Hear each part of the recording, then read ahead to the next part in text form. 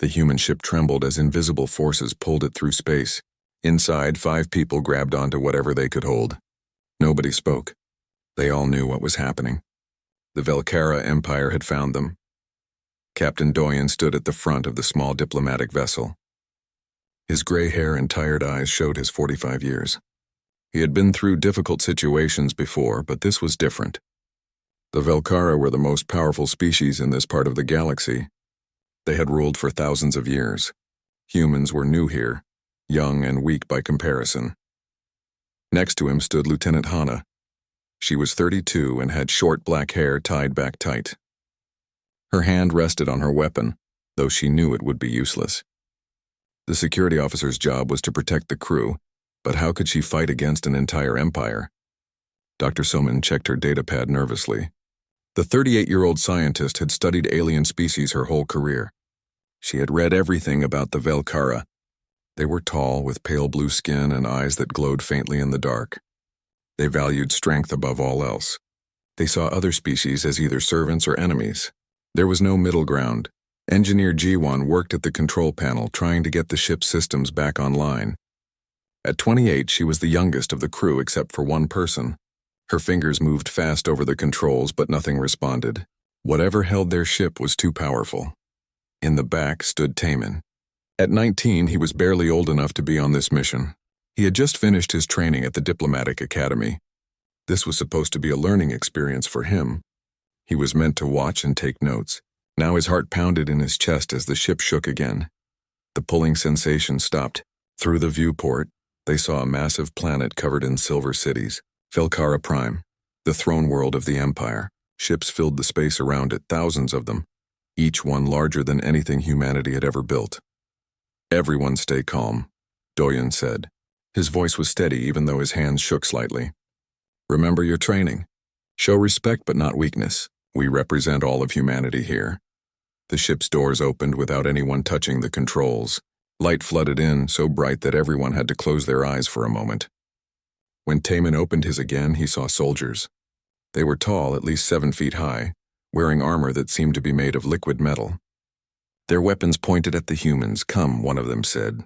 The translation device in Taman's ear turned the alien words into Korean. "The Queen summons you." They had no choice but to obey. The soldiers put heavy metal bands around their wrists. Not quite chains, but close enough. Taman felt the weight of them as they walked through corridors of impossible beauty. The walls seemed to be made of crystal that changed colors. The ceiling stretched so high above that he could barely see it. Other aliens stopped to stare as the humans passed. Some pointed. Others made sounds that might have been laughter. Taman kept his eyes forward and tried not to show fear. Finally, they entered a throne room so large it could have held 1,000 people. At the far end, sitting on a throne made of what looked like frozen starlight, was the Queen.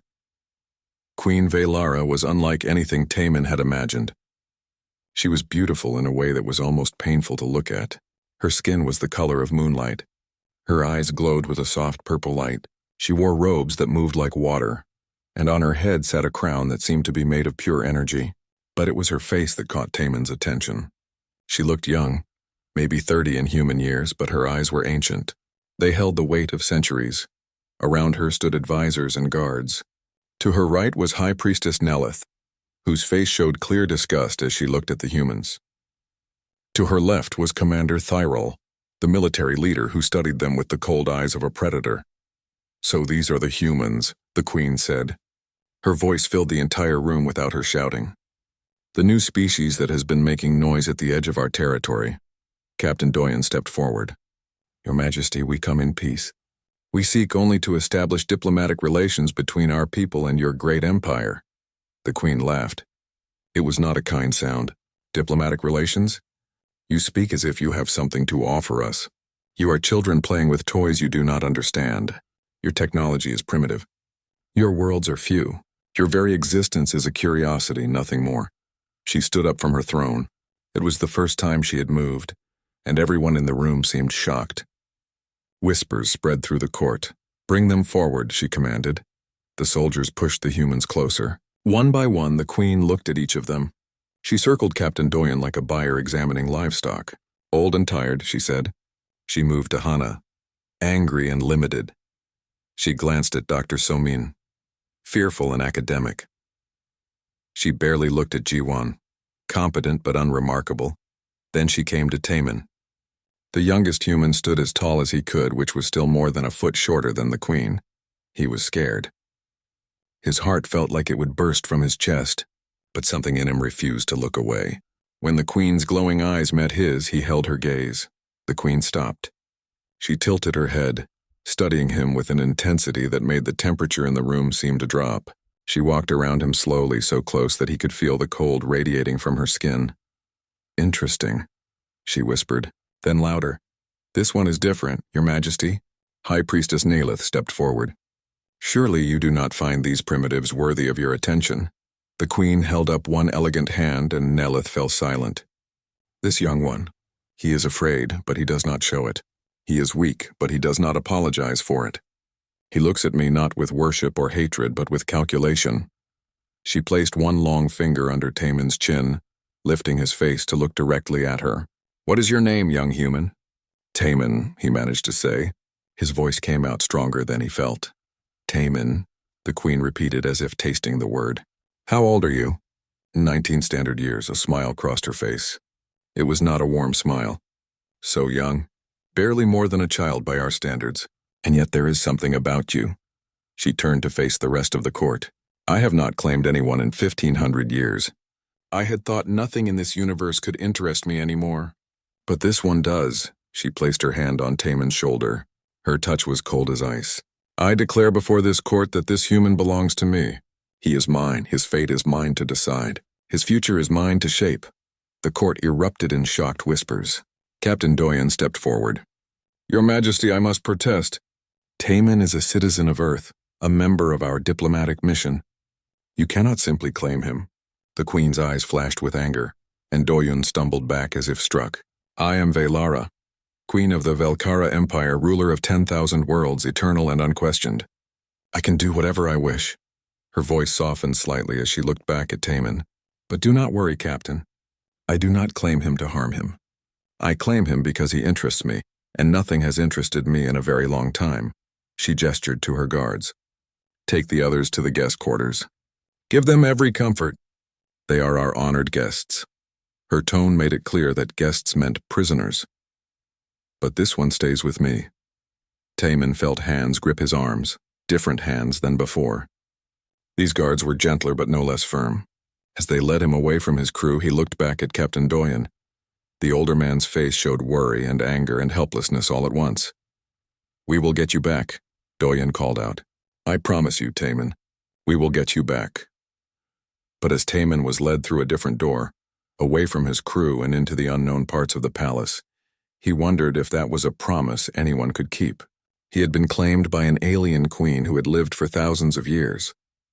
What did she want with him? What would happen now? The doors closed behind him with a sound like thunder. His new life, whatever it would be, had begun. The room they brought Taemin to was more beautiful than anywhere he had ever been. The walls were made of something that looked like pearl, glowing softly with their own light. A bed large enough for 3 people sat against one wall, covered in fabrics that felt like silk and clouds mixed together. Through a large window he could see the capital city stretching out below, millions of lights in the growing darkness. But beauty could not hide what this place was. A cage, a very nice cage, but still a cage. The door had no handle on the inside. Guards stood outside. He could hear their footsteps. He was alone in a room on an alien world, separated from everyone he knew. Taemin sat on the floor, not the bed. He needed to think. He needed to understand. At the academy, they had taught him about first contact situations. Stay calm, observe, learn, find common ground. But they had never taught him what to do when an immortal alien queen claimed ownership of him. Hours passed. Maybe 4, maybe 6. Time felt strange here. Finally, the door opened without sound. The queen entered alone.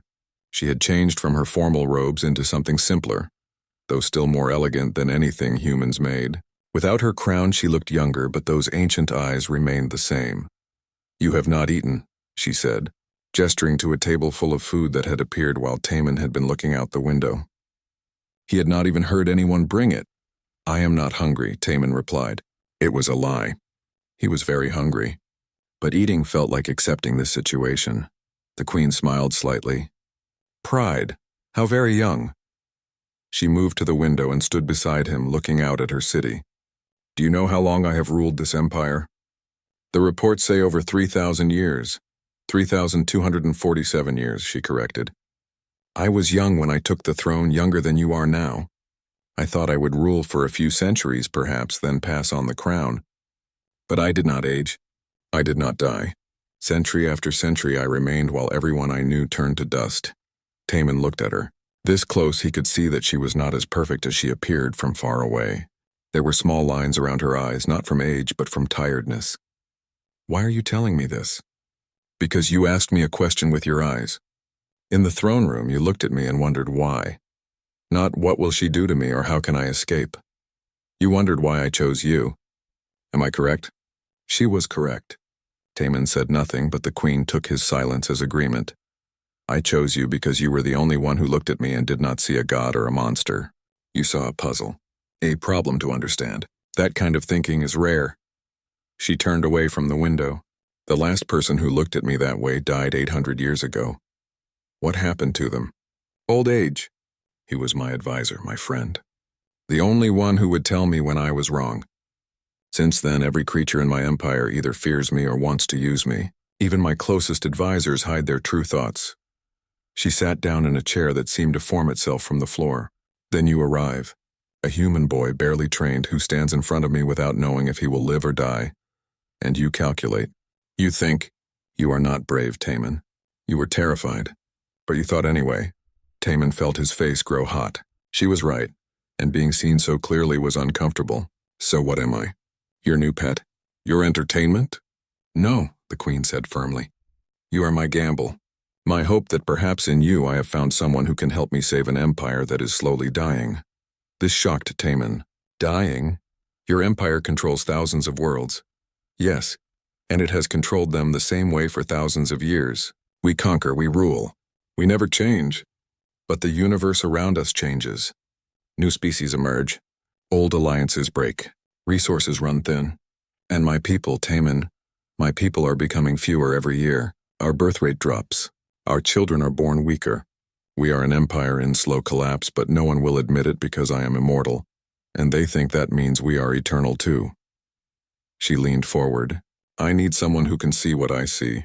Someone who is not trapped by our traditions and our pride. Someone young enough to think in new ways. I need an outsider. And you think that is me? I do not know. But you are my best chance in a very long time.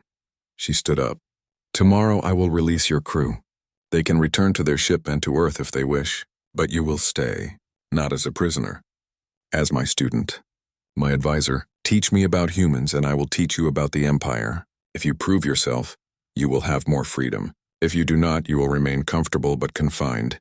And if I refuse, the queen walked to the door. Then you will sit in this beautiful room until you are old and gray, and I will still be here wondering what might have been. She paused at the doorway. I am offering you something, Taman. Not freedom, not yet, but purpose. A chance to matter. Most beings live their entire lives without such a chance. Think about it. She left. The door closed. Taman was alone again. He did not sleep that night. He sat by the window and watched the alien city and thought about impossible choices. By morning, when the queen returned, he had his answer. I want to see my crew first. I need to know they are safe. The queen nodded. That can be arranged. And I want your promise that Earth will not be harmed. You are in no position to demand promises. No, Taman agreed. But you are asking me to trust you. Trust goes both ways. For the first time, the queen laughed. It was a real laugh, not the cold sound from the throne room. Very well. I promise that as long as you cooperate, Earth will remain untouched. You have my word? Then I accept your offer. Wise choice. Taman looked at her directly. I did not choose wisdom. I chose the only path where I have any power at all. There is a difference. The queen's smile grew wider. Yes, there is. You are going to be very interesting, young human. She was right. But neither of them knew yet just how much Taman would change everything. The game had only just begun, and the rules were still being written. They let Taman see his crew on the third day. The meeting room was large and cold, with guards standing at every door. Captain Doyen rushed forward when Taman entered. checking him over like a worried parent. Are you hurt? Have they treated you well? I am fine, Taemin assured him. Better than fine, actually. They have given me everything I could need except freedom. Hana stood with her arms crossed, anger clear on her face. This is wrong. We should fight, find a way to escape, and go where? Dr. Somin asked quietly. Our ship is disabled. We are on their home world, surrounded by their fleet. Fighting would only get us killed. Ji-won nodded in agreement. I have been trying to study their technology from what I can see. It is centuries ahead of ours. Maybe more. Taemin looked at each of them. I need you all to listen carefully. I have made a deal with the Queen. He explained everything. The Queen's offer. Her admission about the Empire's problems. His agreement to stay and advise her. When he finished, silence filled the room. Captain Doyoon spoke first. You cannot be serious. You are 19 years old, Taemin. You have been a diplomat for 6 months. How can you possibly advise the ruler of an empire? Because she does not want a diplomat, Taemin said. She wants someone who thinks differently. Someone outside her system. That is something I can do. Or she is using you, Hana said. Playing some game we do not understand. Probably, Taemin admitted. But I'm also using her. She wants new ideas. I want information about the empire, its weaknesses, its power structure.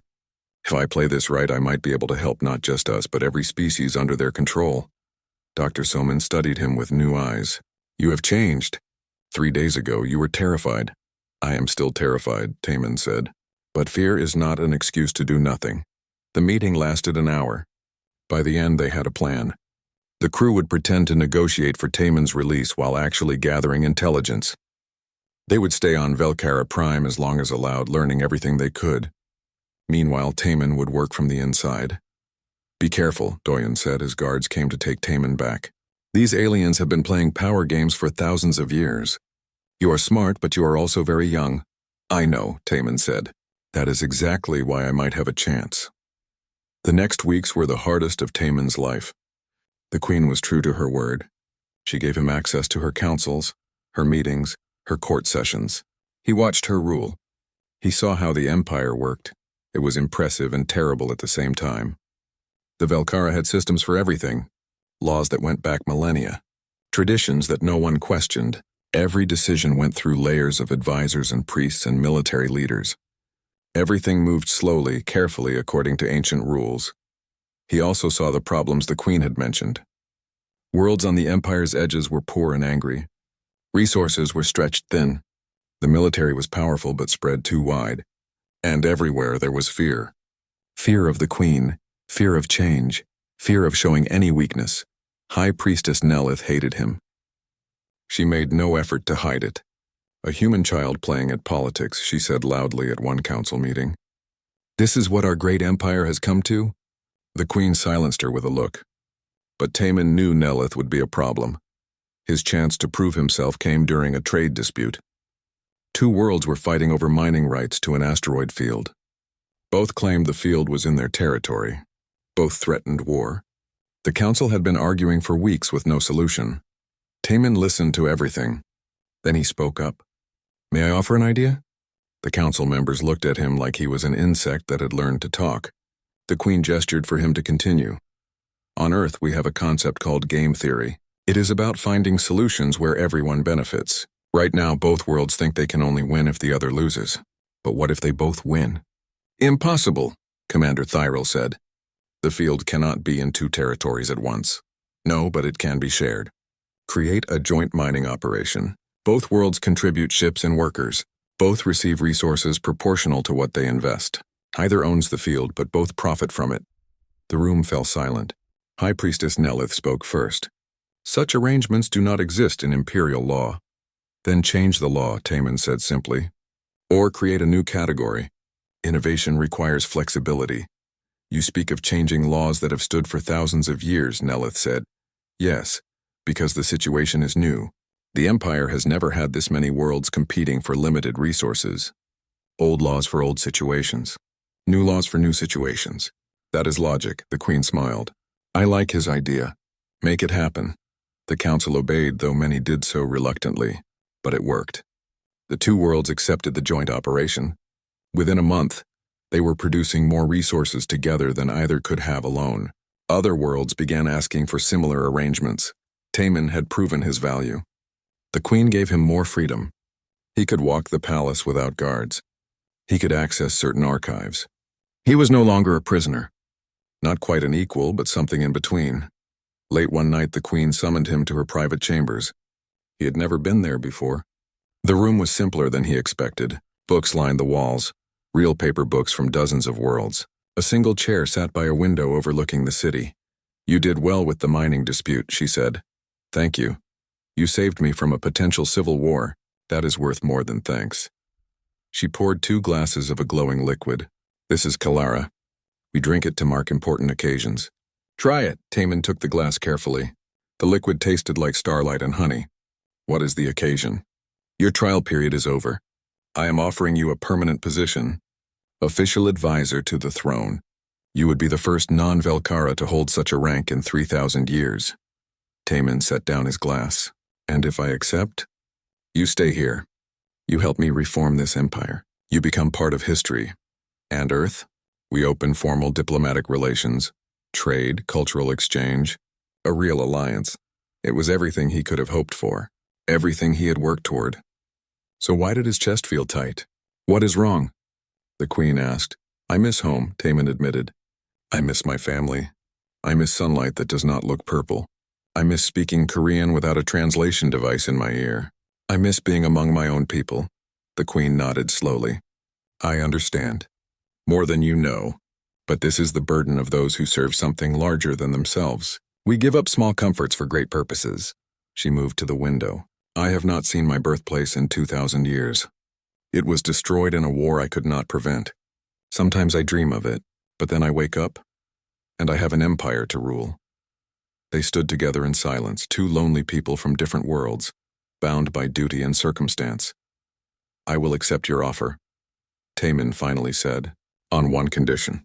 "Another condition?" The queen raised an eyebrow. "Allow my crew to stay as official ambassadors.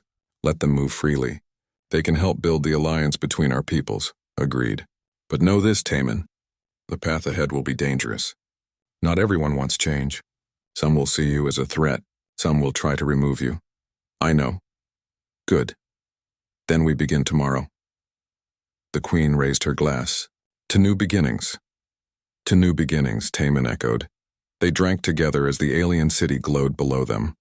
Neither knew that tomorrow would bring not beginnings, but the first real test of their fragile alliance.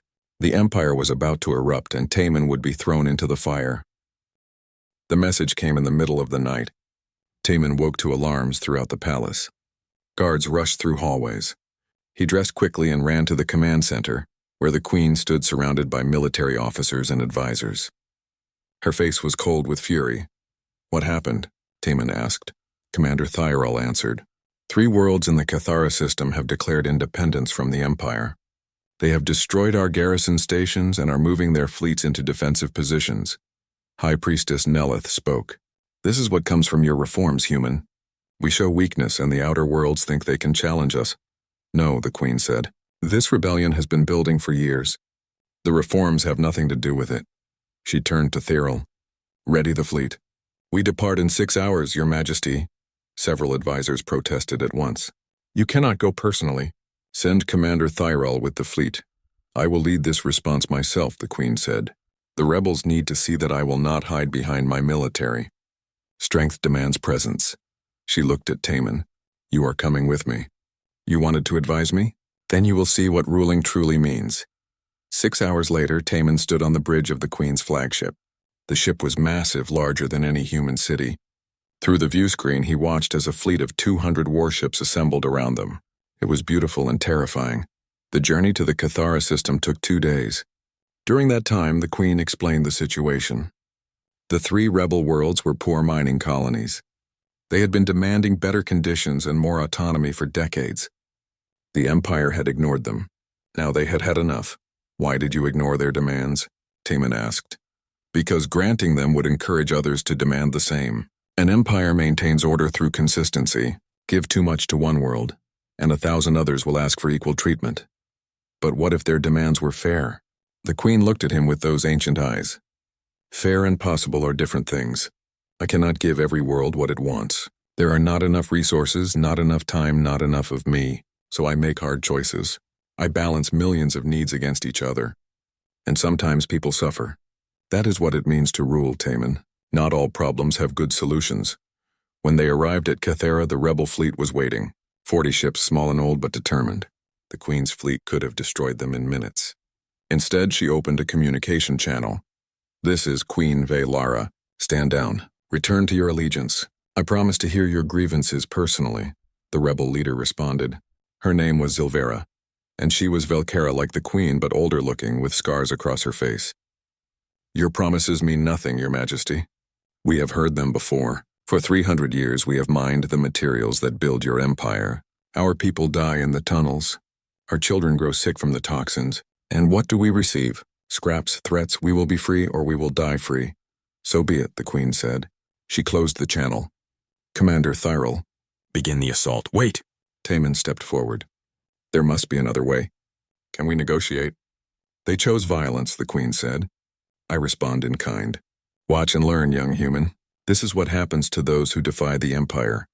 The battle was not a battle. It was a massacre. The Queen's ships tore through the rebel fleet. Advanced weapons against outdated shields. Professional soldiers against desperate miners. Within an hour it was over. 30 rebel ships destroyed. The remaining 10 tried to flee. "Destroy them," the Queen ordered. "Please," Taman said. "They are running. Let them go. If I let them go, they become martyrs. Heroes who escape the Empire. They will inspire others. I cannot allow that." The Queen's voice held no emotion. "This is mercy, Taman. A quick death is better than the slow death of living as they were." The fleeing ships exploded one by one. Taman watched and felt sick. This was not justice. This was slaughter. After the battle, they landed on the largest rebel world. The capital city was in chaos. People ran through streets. Buildings burned. The Queen's troops moved through systematically, arresting anyone who had supported the rebellion. Taman walked through the destruction and saw things he would never forget. A child crying over her dead mother. An old man being dragged from his home. Workers with chains around their necks being loaded onto transport ships to be sent to prison worlds. He found the Queen in what had been the rebel headquarters. She was reviewing lists of names. "These are the leaders. They will be executed publicly tomorrow. The rest will be sent to labor camps. Their families will be relocated to separate worlds so they cannot organize again." "This is wrong," Taman said. The Queen looked up from her list. "Is it? They rebelled. They killed my soldiers. They destroyed Imperial property. What would you have me do? Forgive them and let every other world think rebellion has no consequences? There must be a middle path. Something between total freedom and total destruction. Show me this middle path, then. I am listening." Taman had no answer. He was just a 19-year-old human on an alien world, watching horrors he could not stop. The Queen saw his silence and her expression softened slightly. "You are idealistic. That is not a bad thing. But idealism without power is just dreaming. I have power. I use it to maintain order. Is it pretty? No. Is it necessary? I believe so." That night Taman could not sleep. He walked through the secured section of the city, guards following at a distance. He passed prison cells filled with rebels. One of them called out to him, "You are the human, the Queen's pet." Taman stopped. The speaker was a young Velcara woman, maybe his age. "I am not her pet. Then what are you? Her friend? Her advisor?" The woman laughed bitterly. "Do you know what advice she needs? To die, to let this empire crumble. We would all be better without her. She is trying to help." "Help?" The woman pressed against the bars. "She crushes anyone who asks for change. She hoards power like a dragon hoards gold. 3,000 years she has ruled, and 3,000 years we have suffered. You think you are special? You think you can change her? You are a fool." Before Taman could respond, something exploded nearby. Alarms blared. His guards rushed him back toward the ship.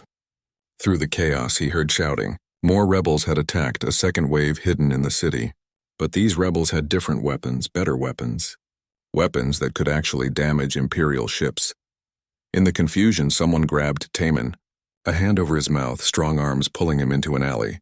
He tried to fight, but his attacker was stronger. Everything went dark. When he woke, he was in a small room with stone walls. His hands were tied. Standing over him was Zilvera, the rebel leader who had been in the space battle. But she was supposed to be dead. Her ship had been destroyed. "Welcome, human," she said. "We need to talk." Taemin's head ached where he had been hit. He tried to stand, but the ropes held him to the chair. Silvera sat across from him, studying him with eyes that held decades of anger and pain. "You are alive," Taemin said. "Your ship was destroyed. I was never on that ship. Did you think we would be so foolish as to put all our leaders in the same battle? The Queen taught us well. Always have a backup plan." Silvera poured water into a cup and held it to Taemin's lips. "Drink, I did not capture you to hurt you." Taemin drank. His mouth was dry and tasted like blood. "Then why?" "Because you are important to the Queen. And because I want you to understand the truth before you help her destroy more worlds like mine." Silvera pulled her chair closer. "Do you know what the Queen does not tell you? The Empire was not always like this. Once we were explorers, scientists, artists. We met new species and learned from them. We shared technology and culture. What changed? The Queen changed. Or maybe power changed her. After she had ruled for 1,000 years, she stopped listening. She stopped learning. She decided she knew everything. Any world that wanted to do things differently was a threat. Any species that did not bow completely was an enemy. Slowly, exploration became conquest. Partnership became slavery. And the Queen at the center of it all, eternal and unchanging, like a black hole pulling everything into darkness. Silvera stood and walked to a small window. "My world was once beautiful. Green forests and blue oceans. We had universities and theaters. We built ships that could cross the galaxy. Then the Empire found us. The Queen said we could join willingly or be conquered. We joined. And within a generation she had stripped our world bare. The forests died to make fuel for her ships. The oceans were poisoned by her factories. My people became slaves in everything but name. She told me the Empire is dying," Taemin said.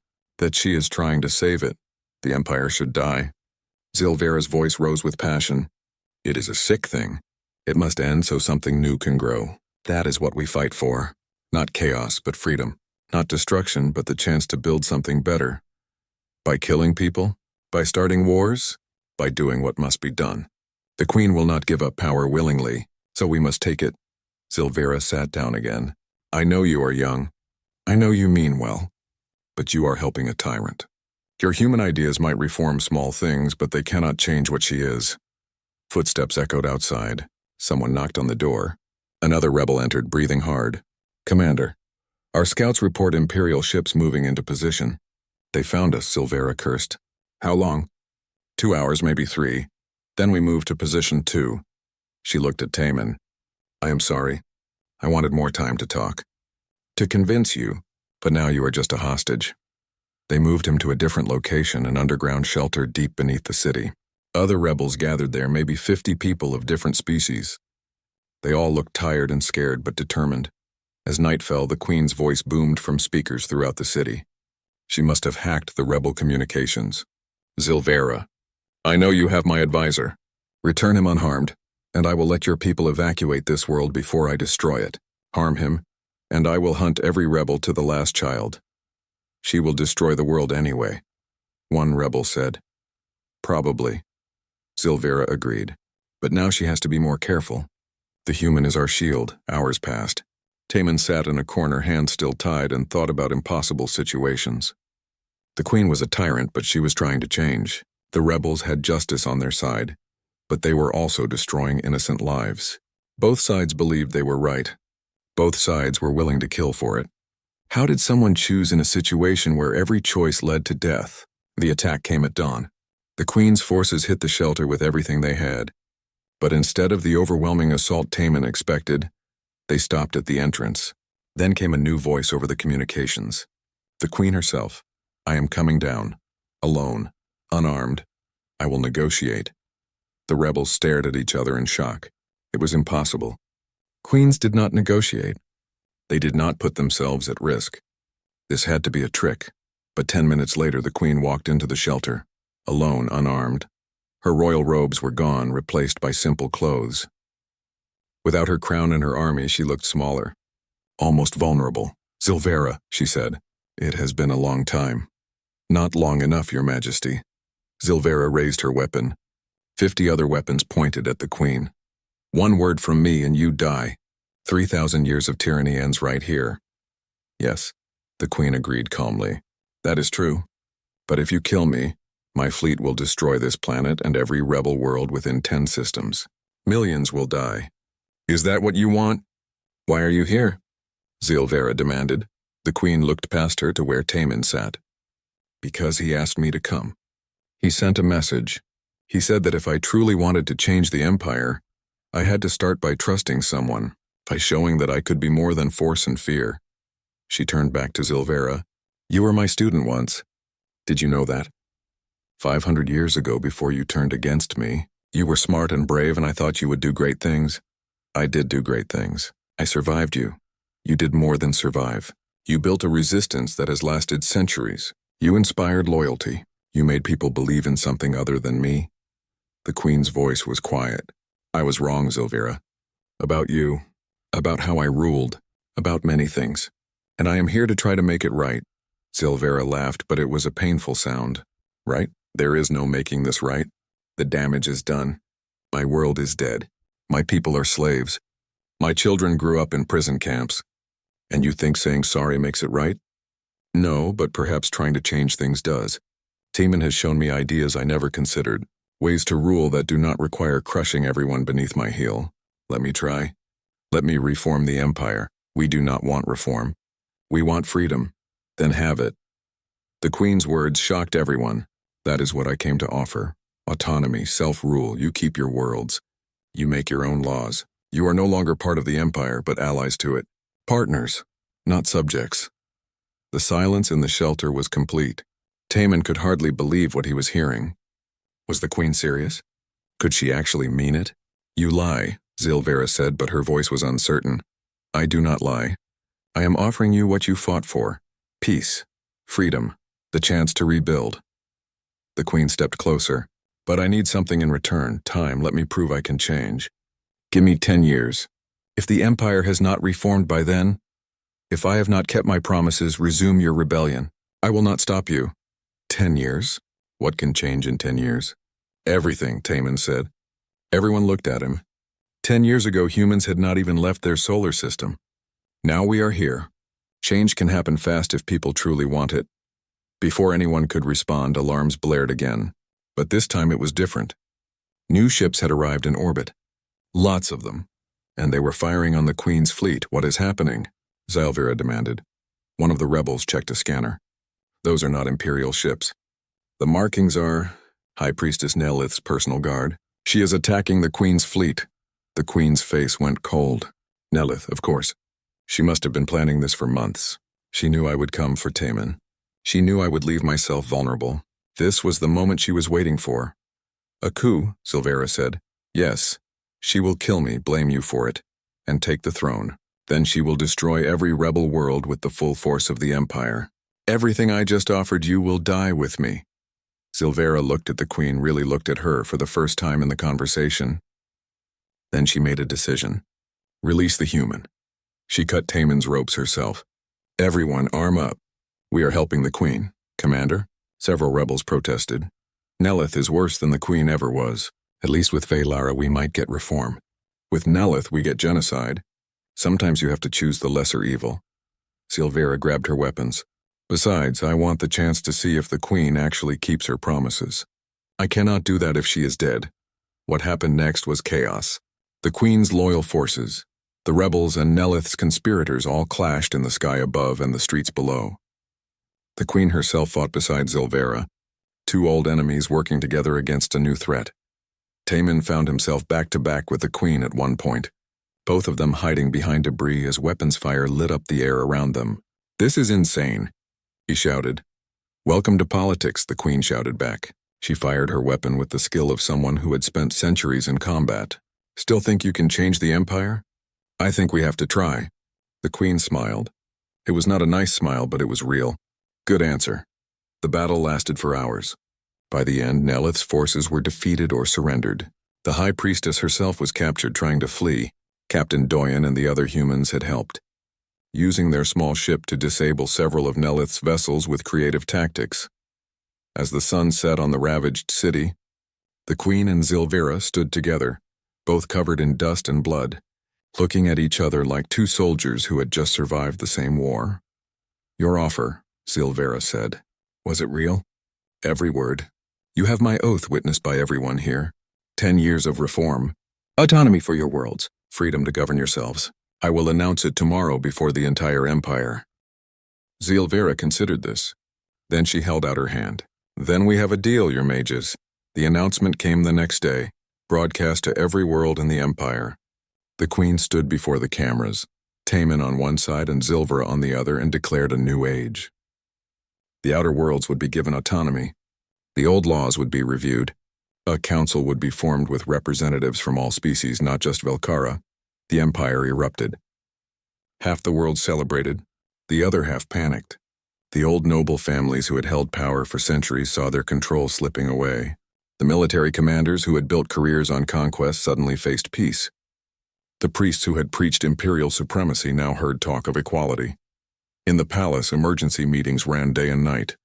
Captain Doyun, now officially the human ambassador, worked with Silvera to draft the new autonomy agreements. Dr. Soman consulted with Velkara scientists, sharing human medical knowledge. Hana trained a new type of security force, one focused on protecting people instead of oppressing them. Jiwan helped set up communication networks so the new council could actually function, and Taman stood at the center of it all, the queen's advisor, helping to reshape an empire. It was exhausting. Every decision faced opposition. Every reform sparked arguments. Taman worked 18-hour days and still felt like nothing was getting done fast enough. One night, 3 weeks into the reforms, he fell asleep at his desk. When he woke, the queen was sitting across from him watching quietly. You work too hard, she said, so do you. I am immortal. I do not need sleep the way you do. She poured him a cup of something hot. Drink, it will help. Taman drank. It tasted like tea, but with a strange sweetness. How did you do this for 3,000 years? Make decisions that affect billions of lives? Badly, as it turns out. But I did not think about it the way you do. I made decisions and moved on. I did not lose sleep over consequences, she paused. You are teaching me to care again. I am not sure if I should thank you or curse you. Before Taman could respond, alarms sounded. Again. It seemed like alarms were always sounding these days. They rushed to the command center where Commander Thyral waited with grim news. An attempt on your Majesty's life. 4 conspirators broke into the palace. We stopped them, but he hesitated. They were nobles, high-ranking families who have served the throne for generations. They said they were protecting the empire from the queen's madness. The queen's expression did not change. Execute them. Wait, Taman said. If you execute them, you make martyrs. It will only encourage more attacks. What would you have me do? They tried to kill me. Trial. Public trial. Let everyone see their reasons, and your response. Show that the new empire has real justice, not just royal vengeance. The queen considered this. You ask me to show mercy to people who wanted to put a knife in my heart. I ask you to show wisdom. Mercy and wisdom are not the same thing, but sometimes they look similar. After a long moment, the queen nodded. Very well. Trial it is. But if they are found guilty, they will still face punishment. That is fair. The trial became the most watched event in imperial history. Billions watched as the nobles stood before a real court, defended by lawyers, judged by a panel that included non-Velkara for the first time ever. The proceedings lasted for days. The nobles argued that the queen was destroying the empire's strength, that the reforms would lead to chaos, that tradition must be preserved. The prosecution argued that the empire had been dying long before the reforms, that change was necessary for survival, that violence was not the answer to disagreement. In the end, the nobles were found guilty of attempted murder, but were sentenced to exile instead of death. They would live, but they would never hold power again. It satisfied almost no one, which the queen said was the sign of a good compromise. But the assassination attempt was only the first of many problems. Earth's government sent messages demanding that Taman return home. They said he had been away too long, that his family missed him, that his duty was to his own people first. The messages got more aggressive over time. Finally, they sent a warship. Admiral Hyejin arrived in Velkara space with a battlecruiser and a demand for Taman's immediate release. She was a hard woman with gray hair and eyes like steel. She had fought in Earth's colonial wars and did not trust aliens. The meeting between the admiral and the queen was tense from the start. They met on neutral ground, a space station orbiting Velkara Prime. Taman stood between them literally and figuratively. You are holding a human citizen against his will, Admiral Hijin said. That is an act of hostility against Earth. Taman stays of his own choice, the Queen replied coldly. Ask him yourself. The Admiral turned to Taman. Is that true? Speak freely. If she is forcing you to lie, I will know. Taman looked at the Admiral, this woman from his homeworld, and felt a wave of complicated emotions. I am here by choice. I am helping to reform an empire that affects billions of lives. My work here matters. Your work at home matters too. Your parents cry every night. Your sister asks when you are coming back. You have a life on Earth. The words hit Taman like a physical blow. He had tried not to think about his family, about everything he had left behind. I know, I miss them. I miss home. But I cannot leave yet. The work is not finished. The work will never be finished, the Admiral said. Empires do not change because one young man asked them nicely. You are wasting your life here. Or I am doing the most important thing I will ever do. The Admiral's expression softened slightly. I understand duty, Taman. I have sacrificed for it, but you are 19 years old. You should not have to carry this burden. Someone has to. The three-way standoff lasted for hours, the Admiral demanded. The Queen refused. Taman stood in the middle, torn between two worlds. Finally, the Queen spoke. I will release Taman from all obligations. He is free to return to Earth whenever he wishes. I will not stop him. Will that satisfy you, Admiral? Admiral Hyejin narrowed her eyes. You would let him go? Just like that? Yes, but the choice must be his. The Queen looked at Taman. I claimed you once. I said you were mine. That was wrong. No one belongs to anyone else. You are free, Taman. Go home if that is what you want. I will find another way forward. Taman felt everyone's eyes on him. The Admiral waiting for him to choose Earth. The Queen waiting to see if her trust had been earned. His crew watching to see what their young diplomat would do. He thought about home, about his family, about Korean food and speaking his own language and not being the only human in a room.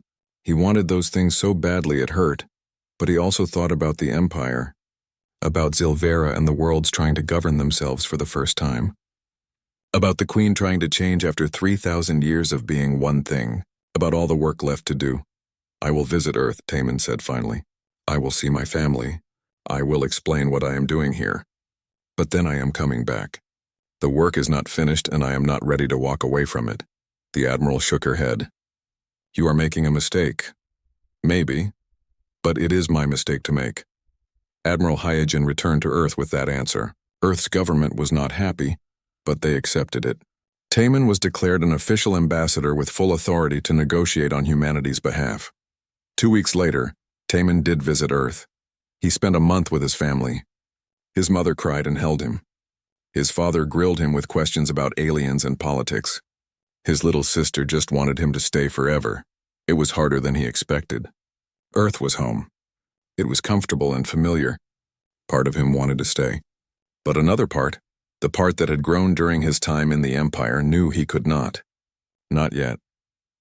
When he returned to Velkara Prime, the Queen was waiting for him at the spaceport. She did not say anything, just nodded once. But Taman understood. She had trusted him to come back, and he had. That meant something. Dr. Soman had news when he arrived back at the palace. I have been studying Velkara genetics with their scientists. The sterility problem? I think I have found the cause. And possibly a treatment. The Queen listened to Soman's explanation with an intensity Taman had never seen before. When the doctor finished, the Queen was silent for a long moment. If this works, she finally said, you will have saved my species. That is a debt I can never repay. You can repay it by continuing the reforms, Somin said simply. Make the Empire worth saving. That night there was a celebration, not a royal ceremony with formal rules, but a real celebration. Music and dancing and people from dozens of species mixing together. Zilvera was there laughing with Commander Thyril about old battles. Captain Doyen and Hana were teaching aliens human dances. Jiwan had gotten several Velkara engineers drunk on human alcohol, and they were singing songs that made no sense. The Queen pulled Taman aside to a quiet balcony overlooking the party. I want to tell you something. In all my years, I have never met anyone like you. You are young and weak and you have no power except what I give you, but you have changed everything, not just me. Soman, Doyen, Zilvera, all of them. Yes, but you started it. You stood in front of me and did not bow. You offered ideas instead of worship. You treated me like a person who could be wrong, not a goddess who could not be questioned. She looked out at the party. I was lonely for so long. I thought that was the price of power. But you showed me the forces gathered on both sides. Nelith had been more prepared than anyone realized. She had been recruiting for months, gathering ships and soldiers who believed in the old empire. Conservative nobles, military officers who resented peace, entire worlds that rejected the reforms. Her fleet was massive, maybe a third of the empire's total strength. The queen had her loyalists, the reformed worlds, and the former rebels who now fought for the new empire. Zilvera's fleet, once enemies, now stood beside the royal ships. But it still was not enough. The battle would be close. We should attack first, Commander Theoral argued in the War Council. Strike before she consolidates her forces. No, Zilvera said. That makes us look like aggressors. We need the neutral worlds to join our side. They will only do that if Nelith moves first. While we wait, she gets stronger. While we wait, we build alliances. They argued for hours. Taman listened and thought. This was the moment that would define everything. If the queen won but used the old brutal methods, all the reforms would be meaningless. If Nelith won, the empire would return to tyranny. There had to be another way. What if we do not fight at all? Taman said. Everyone stopped and looked at him. Explain, the queen said. Nelith's argument is that you are weak and that the reforms are destroying the empire. Every battle we fight, every ship we lose proves her point. But what if we show strength differently? What if we let the people choose? Choose? Commander Thyral looked confused. This is not how empires work. No, Taman agreed. But it is how the new empire should work. Call for a vote. Every world sends representatives. They decide whether to follow you or Nelith. Winner takes all. The room erupted in protests. Madness. Impossible? We would be giving up power. The queen held up her hand for silence. It is brilliant. And terrifying. And completely insane. She looked at Taman. If we lose the vote, I lose everything. 3,000 years of rule ended by a show of hands. Yes, but if you win legitimately. Not through force, but through consent. That is real power. The kind that lasts. The queen stood and paced the room. Everyone waited. Finally, she turned back. Do it, send the message. We will call a grand council. Every world gets one vote. 3 weeks from now, winner rules the empire. Captain Doyen pulled Taman aside after the meeting. You just bet everything on democracy. Do you understand that? Yes. And you know that democracy is messy and slow and unpredictable? Yes. Good, then you know what we are facing. Doyen smiled grimly.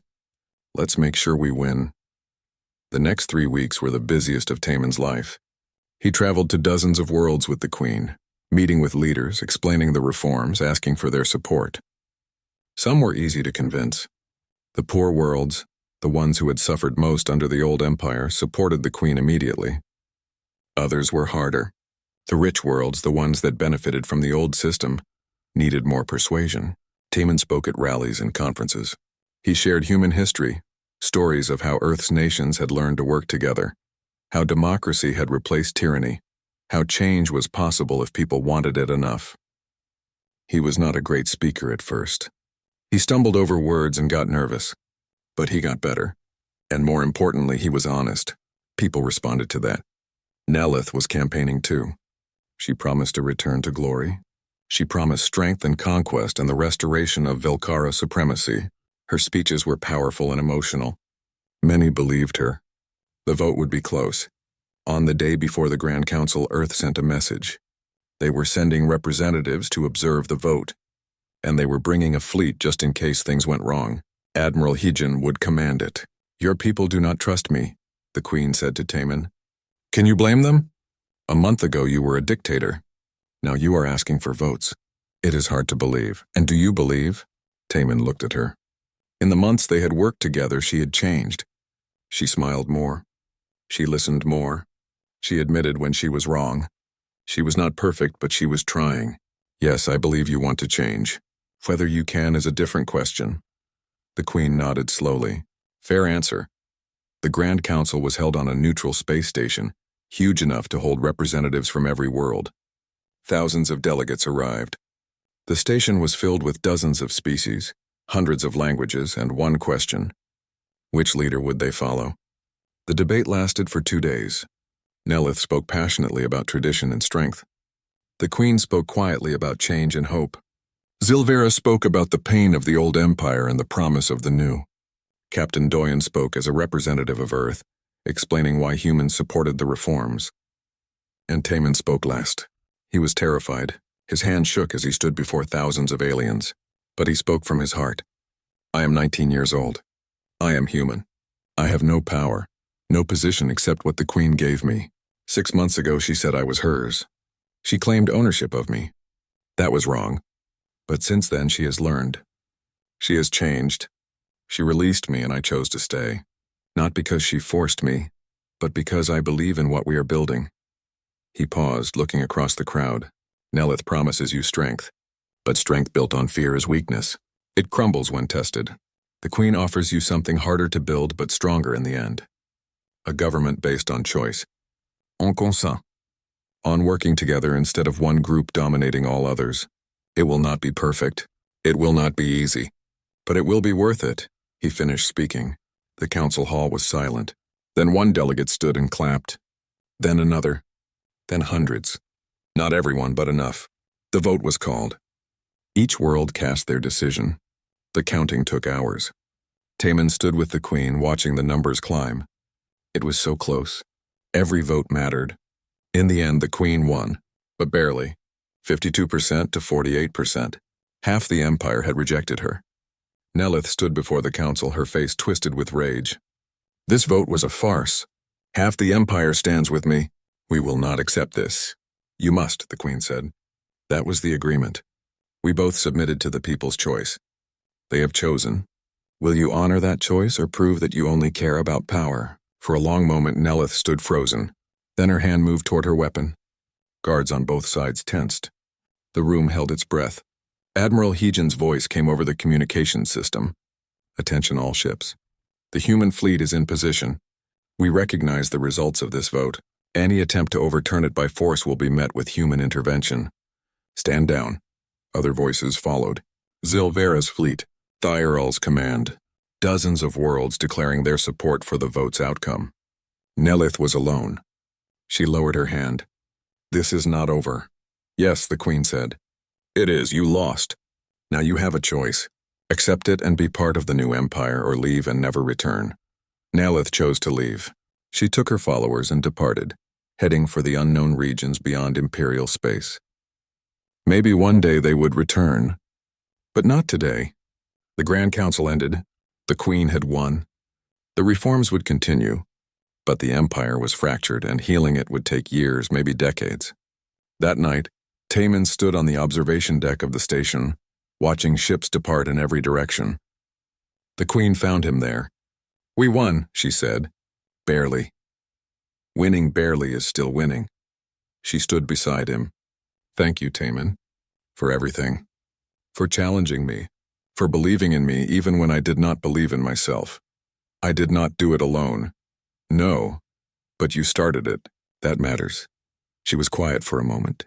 I have been thinking about what I said before. About not knowing what I want. I have figured it out. What do you want? I want a partner. Not a subject. Not a possession. Not someone who worships me or fears me. A partner. Someone who will tell me when I am wrong. Someone who will work beside me to build something better. Someone who chose me freely, not because they had to.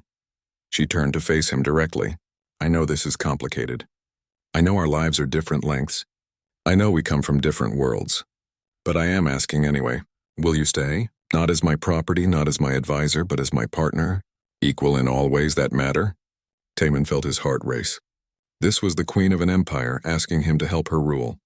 It was responsibility and burden and opportunity all mixed together. It was everything he had been working toward and everything he had been afraid of. Yes, he said. But on one condition. The Queen raised an eyebrow. You and your conditions. You said I was yours. Now I say you are mine. We belong to each other, and we are both free. Partners, not owners. Equal, not superior and inferior. A smile crossed the Queen's face. A real, genuine smile. Agreed. Partners. They shook hands on it, human and alien, sealing a partnership that would reshape an empire. Admiral Heejin appeared on screen later, calling from the human fleet. "So you are staying?" "Yes," Taman said. "I am staying. For how long?" "I do not know. As long as it takes. As long as I am needed. As long as I am making a difference." The Admiral nodded slowly. "Then Earth will support you. We will send more diplomats, more advisors. This partnership between humans and the Empire could be the most important alliance in galactic history. Do not waste it." "I will not." In the weeks that followed, the hard work of reform continued. Zilvera took charge of creating